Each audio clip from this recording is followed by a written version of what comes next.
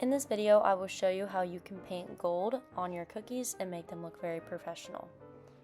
First, after you have your base layer of cookies iced, you want to let that dry so you can go ahead and pipe the white on whatever color cookie you have made. It's important to use white so the gold shows up the best, so I just went ahead and put all of the white onto the cookies.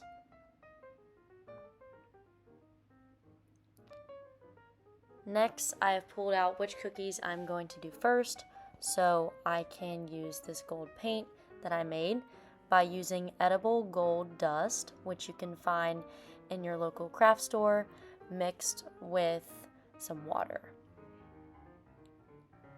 Next, you just want to go ahead and start painting on your cookies.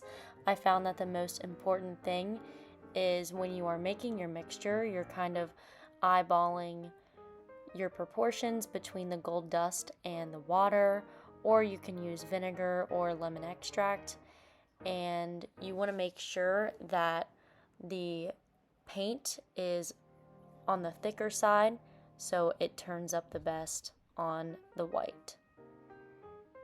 And then you can go ahead and make a couple of layers just to make the gold pop the best, and you just let them dry, and I think that they turned out really great. So thank you for watching.